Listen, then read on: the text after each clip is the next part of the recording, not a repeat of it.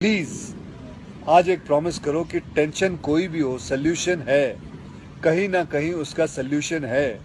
और वो सोल्यूशन आत्महत्या बिल्कुल नहीं है, कभी नहीं है, किसी हालत में नहीं है। देखो, मैं कितना भी ज्ञान दे दूं, सोचना आपको खुद ही है कि आपकी जान आपकी सबसे कीमती चीज है। चाहे कोई भी बड़े से बड़ा स्ट्रेस हो लाइफ में, एक बार इमेजिन करो अपने माँ बाप की हालत अगर उन्हें पता चले कि तुमने अपनी जान ले ली है, खुदकुशी कर ली है। शायद आप सोच भी नहीं सकते कि उनको कैसा फील होता होगा।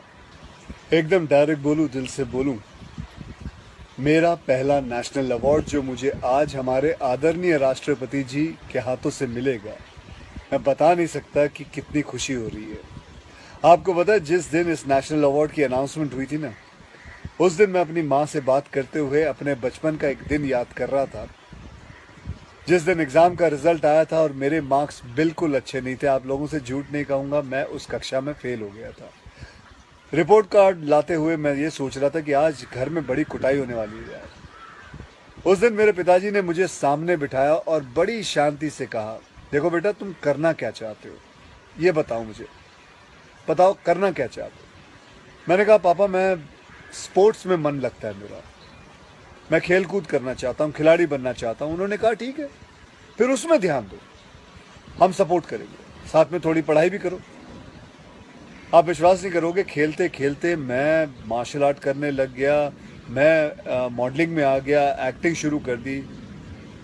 उन्होंने हर चीज़ में मुझे सपोर्ट किया। अगर उस दिन मेरे पेरेंट्स ने ये ना समझाया होता कि मेरी स्ट्रेंथ किस चीज़ में है, तो आज मैं सोच भी नहीं सकता कि ये नेशनल अवार्ड कभी मेरे हाथ पे होता।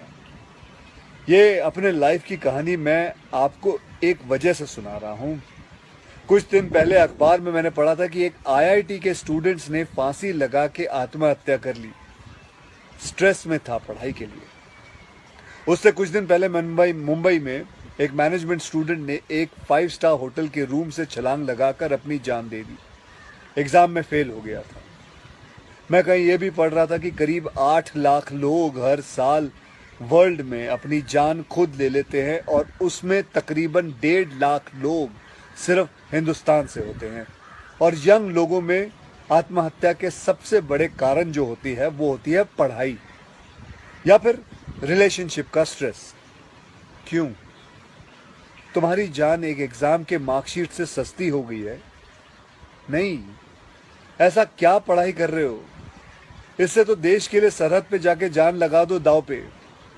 चाहे कोई भी बड़े से बड़ा स्ट्रेस हो लाइफ में, एक बार इमेजिन करो अपने माँ बाप की हालत अगर उन्हें पता चले कि तुमने अपनी जान ले ली है, खुदकुशी कर ली है। शायद आप सोच भी नहीं सकते कि उनको कैसा फील होता होगा।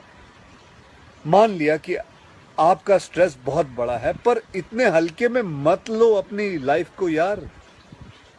आपको पैदा करने वालों को जिंदगी का सबसे बड़ा दुख दे के मत जाओ।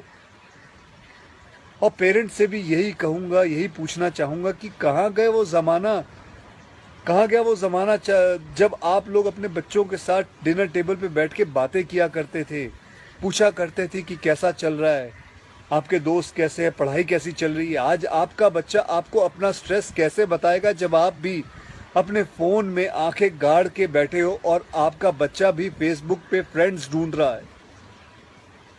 ऐसा क्यों होता है कि जब बच्चे को हाथ पांव पे चोट लगती है तो आप फट से डॉक्टर को बुला लेते हो, लेकिन अगर उसे दिमाग में स्ट्रेस हो तो हम बस एक लेक्चर झाड़ देते हैं, कहते थे बेटा नो, थिंक पॉजिटिव बेटा, थिंक पॉजिटिव।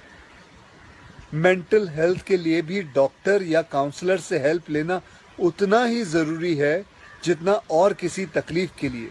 इसमें कोई शर्म की बात नहीं है। देखो, मैं कितना भी ज्ञान दे दूं, सोचना आपको खुद ही है कि आपकी जान आपकी सबसे कीमती चीज है। कोई स्ट्रेस आए ना तो उसको बोल देना बहुत अच्छा है। अपने अंदर घुलना, उसको अंदर रखना, दबा के रखना बिल्कुल नहीं। किसी दोस्त को बोल दो या अपने माँ बाप से शेयर करो।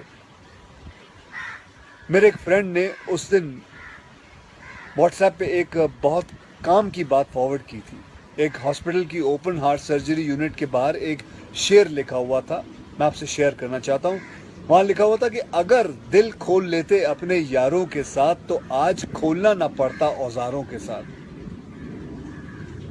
भैया मुझे एक प्रॉमिस करो कि आज प्लीज़ आज एक प्रॉमिस करो कि टेंशन कोई भी हो, सल्यूशन है, कहीं ना कहीं उसका सल्यूशन है, और वो सल्यूशन आत्महत्या बिल्कुल नहीं है, कभी नहीं है, किसी हालत में नहीं है।